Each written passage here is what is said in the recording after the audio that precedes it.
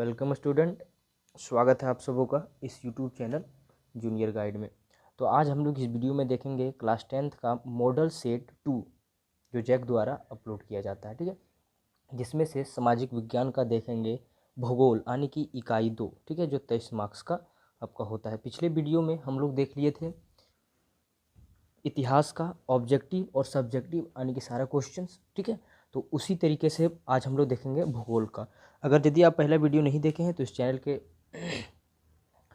पर जाएं और वहां से आप देख सकते हैं, ठीक है। तो चलिए आइए हम लोग देखते हैं हम भूगोल का बिना टाइम गवाए, ठीक है।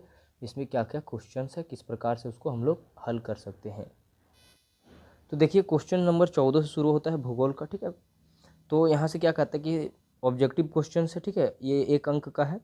तो इसको हम लोग शुरू करते हैं। शुरू करने से पहले मैं आप लोग को बता दूं कि इस चैनल पे आप नए आए हैं तो इस चैनल के लाल बटन को दबा के सब्सक्राइब कर दें और बेल आइकन को भी दबा दें ताकि अगले आने वाले वीडियो का नोटिफिकेशन आपको सबसे पहले मिले। क्या कहता है क्वेश्चन नंबर 14, देखिए, सरकार निम्नलिखित में से कौन सी घोषणा फसलों को सहायता देने के आगे है उधर, ठीक है, के लिए करती है। तो देखिए सरकार जो होता है फसल को सहायता देने के लिए कौन सा सहायता करती है, वो है न्यूनतम सहायता मूल्य, ये, ठीक है, घोषणा करती है। उसके बाद दूसरा अगला क्वेश्चन है, झारखंड में स्थित कोडरमा निम्नलिखित में किस खनिज का अग्रणीय उत्पादक है। तो देखिए झारखंड का जो कोडरमा है उसमें सबसे ज़्यादा कोई खनिज का अग्रणीय है तो वो क्या है, आपका हो जाएगा अभ्रक, ठीक है।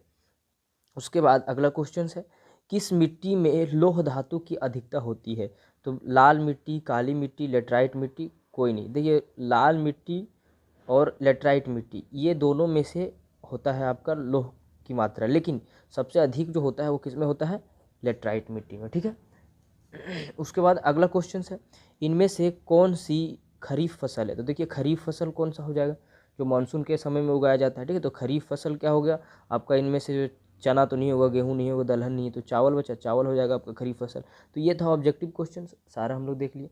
चलिए आइए अब देखिए क्वेश्चन देखते हैं अति लघु उत्तरीय प्रश्न जो 2 नंबर का होगा उसको देखेंगे, ठीक है। चलिए इसको हम कॉपी में लिख के रखे हैं, उस तरह से आपको बताएंगे। आप चाहे तो खुद से भी इसका तैयारी कर सकते हैं, ठीक है। जैसे क्या होगा, गैर परंपरागत ऊर्जा स्रोत क्या है, ठीक है। देखिए इसमें आंसर आपका वेरी कर सकता है, ठीक है, क्योंकि ये इसका आंसर आप अपने वो शब्दों में भी लिख के ला सकते हैं। तो चलिए हम लिखें वो आपको दिखाते हैं। जैसे क्वेश्चन है, गैर परंपरागत ऊर्जा स्रोत क्या है। देखिए गैर परंपरागत ऊर्जा स्रोत ऊर्जा के असमय साधन है, जैसे सौर ऊर्जा, पवन तरंगे तथा भूत तापीय ऊर्जा, ठीक है। ये सब जो एग्जाम्पल है ये आपका क्या है, सौर ऊर्जा का स्रोत है। यानी कि गैर परंपरागत ऊर्जा क्या होता है, जो कभी खत्म नहीं होता है, जो समाप्त नहीं होता है, ठीक है, उसको कहते हैं गैर परंपरागत ऊर्जा। उसका एग्जाम्पल ये हो सकता है, आप इसको चाहे तो लिख सकते हैं, ठीक है। तो चलिए अगला क्वेश्चन देखते हैं इसका। तो 19 नंबर देखिए लघु उत्तरीय ये हो गया आपका 4 अंक का हो गया क्वेश्चन, ठीक है। देखिए मृदा का संरक्षण क्यों आवश्यक है, ये आपका क्वेश्चन हो गया 19 का, मृदा का संरक्षण क्यों आवश्यक है, ठीक है। तो ये क्यों जरूरी है इसके बारे में हम लिख रखे हैं, आपको दिखाते हैं। देखिए मृदा का संरक्षण क्यों आवश्यक है, मृदा का अपरदन रोककर उसे मूल गुणों को बनाए रखने को मृदा का संरक्षण कहते हैं। मृदा का संरक्षण किसे कहते हैं, अपरदन को रोककर उसको मूल गुण बनाने का जो काम होता है उसको मृदा संरक्षण कहते हैं। भारत कृषि प्रधान देश है, भारत जो है कृषि प्रधान देश है, इसे कृषि प्रधान बनाने में मृदा का विशेष योगदान है। लेकिन भारत परिपूर्ण नियंत्रित देश नहीं है, ठीक है। सॉरी देखिए यहाँ पे ये आपका जो निर्यातक हो जाएगा, निर्यातक देश नहीं है, पर हम मृदा का संरक्षण कर यह कार्य कर सकते हैं। मतलब पूरा जो है पूरा वर्ल्ड में ये जो है नियंत्रण नहीं कर पाता है, ठीक है, यानी कि निर्यात नहीं कर पाता है, लेकिन हम लोग मृदा का संरक्षण करके कर सकते हैं। मृदा संरक्षण मिट्टी के क्षरण या उपयोग, अम्लीकरण, लवणीकरण या अन्य रासायनिक मृदा संदूषण के कारण उत्पन्न उर्वरता को कम कर कृषि के योग्य बनाना मृदा संरक्षण आवश्यक है, ठीक है। मृदा संरक्षण इसलिए आवश्यक है, आप चाहें तो ये लिख सकते हैं, ठीक है। उसके बाद फिर हम लोग अगले क्वेश्चंस की ओर बढ़ेंगे। देखिए 19 हो गया। 20 में क्या कह रहा है, जल किस प्रकार नवीकरण योग्य संसाधन है, व्याख्या करें। जल किस प्रकार का नवीकरण योग्य संसाधन है, व्याख्या करना है। और का क्वेश्चन दिया है एक और, ठीक है। चाय को उगाने के लिए अनुकूल भौगोलिक परिस्थितियों का विवरण दें, ठीक है। यानी कि दोनों में से आप चाहे तो कोई एक लिख सकते हैं एग्जाम में, लेकिन हम यहाँ पे आपको दोनों बताएंगे। देखिए क्वेश्चन, जल किस प्रकार का पुनर्वीकरण या नवीकरणीय दोनों हो सकता है, योग संसाधन व्याख्या करना है। जल का नवीकरणीय और पुनर्भरण जलीय चक्र द्वारा होता रहता है। संपूर्ण जल नवीकरण योग्य है और जल चक्र में गतिशील रहता है, इसलिए नवीकरण सुनिश्चित होता है। सूर्य की गर्मी के कारण जल का वाष्पीकरण होता है। जल वाष्प हवा में संघनित होकर बादल में बदल जाता है। यह संघनित जलवाष्प वर्षा अथवा बर्फ के रूप में धरती पर गिरती है। धरती से जल दोबारा सागरों में पहुंचता है, फिर जल का वाष्पीकरण होता है।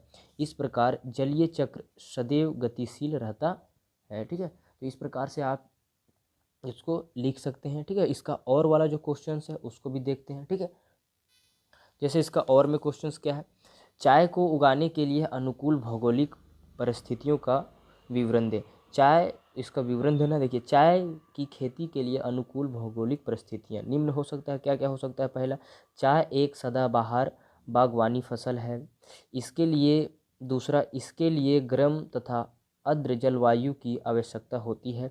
तीसरा, इसके लिए अधिक उपजाऊ जमीन की आवश्यकता होती है। चौथा, मिट्टी की उर्वरता को बनाए रखने के लिए नाइट्रोजन खादों की आवश्यकता पड़ती है। और इसका जो तापमान होता है वो 25 से 30 डिग्री सेल्सियस होना चाहिए। वर्षा जो है 125 से 775 सेमी वर्षा होना चाहिए। चाय के पौधों की जड़ों में पानी जमना होता है, अतः चाय की खेती 27 डिग्री दक्षिण से 23 डिग्री उत्तर अक्षांशों के मध्य पहाड़ी ढलानों पर की जाती है, ठीक है। लास्ट पॉइंट आप दे सकते हैं, यह एक श्रम प्रधान फसल है क्योंकि चाय की पत्तियों को हाथों से तोड़ा जाता है, ठीक है। इसमें काफ़ी मेहनत लगता है, ये चीज़ को आपको लिख देते हैं तो आपका उत्तर सही हो जाता है। आप इसको अपने शब्दों में भी लिख सकते हैं, ठीक है। तो अगला क्वेश्चन को देखते हैं हम लोग, क्वेश्चन नंबर 21। जैसे ये 20 हो गया, आपका 21 क्या कहता है, भारत में कोयला के वितरण का वर्णन कीजिए। भारत में कोयला का वितरण जो है उसके बारे में वर्णन करना है। और में दिया है, उद्योग द्वारा पर्यावरण निम्नीकरण की रोकथाम करने के लिए उठाए गए विभिन्न उपायों की चर्चा करें। ये दोनों देखते हैं हम लोग इसका सॉल्यूशन। भारत में कोयले के वितरण का वर्णन कीजिए। देखिए भारत में कोयले का लगभग 21,400 करोड़ टन भंडार है। आजकल भारत में प्रति वर्ष 33 करोड़ टन कोयला निकाला जाता है। कोयले के अधिकांश क्षेत्र प्रायद्वीपीय पठार के उत्तर पूर्वी भाग में पाए जाते हैं। कुल उत्पादन का 2/3 कोयला झारखंड, मध्य प्रदेश, छत्तीसगढ़ और उड़ीसा में निकाला जाता है, ठीक है। देश में प्रमुख कोयले उत्पादक क्षेत्र इस प्रकार है, कुछ इस प्रकार से देश का प्रमुख है। जैसे पहला, झारखंड, प्रमुख खनन क्षेत्र बोकारो, झरिया, गिरिडीह, रामगढ़ है। यानी कि झारखंड में कहाँ कहाँ, बोकारो, झरिया और गिरिडीह, रामगढ़ में अधिकतम निकला जाता है कोयला। मध्य प्रदेश में प्रमुख क्षेत्र उमरिया, सोहागपुर यहाँ पे। छत्तीसगढ़ प्रमुख क्षेत्र कोबरा, अंबिकापुर। और उड़ीसा का प्रमुख कोयला क्षेत्र संभलपुर और सुंदरगढ़ जिला में है, ठीक है। तो इस प्रकार से कोयले का भारत में वितरण किया जाता है। इसका और वाला आंसर भी हम लोग देख लेते। देखिए जैसे 21 का और वाला आंसर, उद्योग द्वारा पर्यावरण निम्नीकरण के रोकथाम करने के लिए जो विभिन्न उपयोग का चर्चा करना हम लोग को। देखिए उद्योग द्वारा पर्यावरण निम्नीकरण को कम करने का उपाय निम्नलिखित है। पहला, ताप संयंत्रों से विद्युत उत्पादन के लिए उत्तम कोटि के कोयले के प्रयोग की व्यवस्था। दूसरा, कारखानों की स्थापना नगरीय परिवेश से बाहर किए जाने संबंधित कानून बनाए गए हैं। तीसरा, उद्योग से निकलने वाली दूषित जल को बाहर निकालने से पहले शोधन की व्यवस्था की गई है। चौथा, वायु प्रदूषण को कम करने के लिए कारखानों में ऊंची चिमनियों को लगाने के निर्देश दिए गए हैं। पांचवा है, औद्योगिक कचरे को नदियों तथा कृषि योग्य भूमि में निपटान का मनाही। ठीक है। पांचवा है, ऊर्जा संरक्षण करने वाले उद्योगों को बढ़ावा। ठीक है। तो इस प्रकार से आप इसको लिख सकते हैं। ठीक है। चलिए देखते हैं हम लोग अगला क्वेश्चन। तो ये रहा क्वेश्चन 21 हो गया। अब 22 कहता है कि दिए गए भारत के मानचित्र में निम्नांकित को दर्शाइए। ठीक है। यानी कि जो भारत का मानचित्र पेज पलटेंगे उसमें दिखेगा, उसमें क्या है कि जलोढ़ मिट्टी और चावल कहाँ पे खेती किया जाता है उसको दिखाना है। ठीक है। तो इस बात को दिखाना है। तो चलिए आइए हम आप लोग को दिखाते हैं। तो जैसे भारत का मानचित्र आप देख पा रहे हैं, तो देखिए पहले हम लोग को बोला है जलोढ़ मिट्टी। तो देखिए जलोढ़ मिट्टी जो है यहाँ से इधर, ठीक है, ये वाला क्षेत्र जो आपका पड़ता है यहाँ से इधर, तो इतना वाला क्षेत्र में यहाँ पे क्या है कि जलोढ़ मिट्टी है इधर। ठीक है। यहाँ पे जलोढ़ मिट्टी यानी कि का वाला यहाँ हो जाएगा। ठीक है। और दूसरा जो ये है इधर का क्षेत्र, ये साइड का बिल्कुल किनारा क्षेत्र यहाँ तक, इधर क्या है कि इसमें कृषि की जाती है, मतलब धान का खेती। ठीक है। तो यहाँ हो जाएगा आपका खा वाला। ठीक है। तो ये हो गया। तो आपको ये चित्र में दिखाना था। तो इस प्रकार से हम लोग देख लिए ज्योग्राफी का क्वेश्चंस। ठीक है। तो फिर अगली वीडियो में हम लोग अगला इकाई देखेंगे नागरिक शास्त्र का। ठीक है। उसके बाद एक एक करके तीनों पार्ट इसका जो है चारों सब्जेक्ट हम लोग बिल्कुल क्लियर कर लेंगे। अगर वीडियो अच्छी लगी हो तो लाइक करें, चैनल पर नए आए हैं तो सब्सक्राइब करें। फिर हम लोग मिलते हैं अगले वीडियो में, तब तक के लिए बाय।